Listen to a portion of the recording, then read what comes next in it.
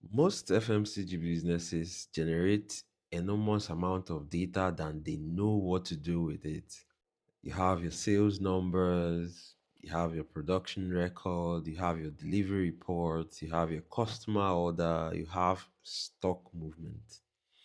But one thing I learned earlier or noticed earlier in my career, having worked as a data analyst and data manager, is having data and using data are two completely different things. There are people who own the data, people who actively use the data, and people who largely ignored it. And where you sit in that picture can completely change how you see the business. Yesterday, we talked about how FMCG businesses actually make money through the three engines we mentioned, which are volume, velocity, and margin. Today, we are moving from numbers to people because every number you analyze comes from someone, belongs to someone, and ultimately influences someone else's decision. So let's start here. Who owns the data? In most FMCG businesses, data ownership is spread across multiple departments. The sales team owns customer outlets, orders, sales performance data. Supply chain team owns inventory and logistic data. The finance team owns revenue, profitability, budgeting information. Marketing team owns campaign performance, promotions, market insights, customer data. The operations and manufacturing team owns production, quality downtime, and output data. The challenge is that each team understands its own very well, but very few people have visibility across the entire business. I have seen in meetings where sales presented one set of numbers, finance presented another, and supply chain presented something slightly different. Interestingly, nobody was wrong. Each team was measuring performance from different perspectives, using different systems and definition. That is why one of the biggest challenge in FMCG is not collecting data. It is creating a shared understanding of the data. Let's move forward to who uses the data. Let's talk about the people who use data every day. In my experience, the most people who rely most on data are usually the people under the most pressure. A demand planner trying to explain a stock out, a sales manager trying to understand why targets were missed, a supply chain manager trying to improve services level, a food or a factory manager trying to explain lower than expected production output. For these people, data is not optional. Their decisions and performance depend on it. But there is something else I have noticed. Many teams use data to explain what already happened. They spend most of their time looking backwards. What happened last week? What happened last month?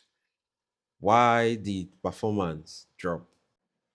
The real value for using data starts when businesses use data to look ahead, not behind.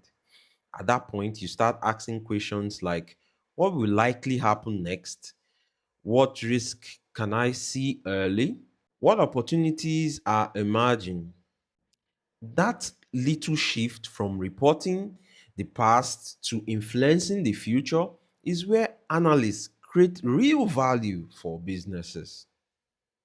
Now, let's also look at those who ignore data. This group, they don't ignore data because they don't want it. There are certain reasons that usually make them ignore data. Let's just take some of them. One of the first reason I see is trust. When different system produces different numbers, confidence is bound to disappear. I have seen a team fall back to using intuition, instinct, or experience because they've been failed consistently by data. Another reason is because they do not understand it. When analysts build dashboards, build their reports, they are sometimes designed for technical minded people. As such, those people might not understand it because of their non technical nature. The third is because data becomes uncomfortable. Sometimes, when our reporting only targets the inefficiencies, the unsuccessful results, the missed targets, it is easier to start challenging the data instead of addressing the problem. One of the biggest lessons I learned is that most data challenges are not technology problems, they are trust, communication, and culture. Where do analysts fit in into all of this? We fit right in the middle. The role of an analyst is not simply to produce reports, it is there to connect teams. It is there to connect those who own this data to those who need it. And sometimes to reconnect these people who have stopped trusting the data. That means we create a clear and understandable report. We help teams work from a common set of definitions.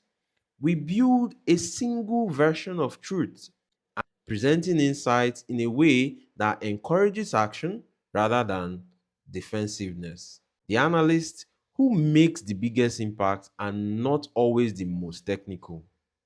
They are the ones who help people understand what is happening and what next should happen. In our next video, we're going to talk about how decisions actually get made in FMCG businesses.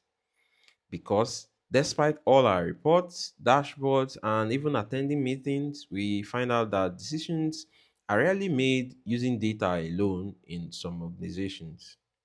There is often a balance between data, experience, business realities, and sometimes organizational politics.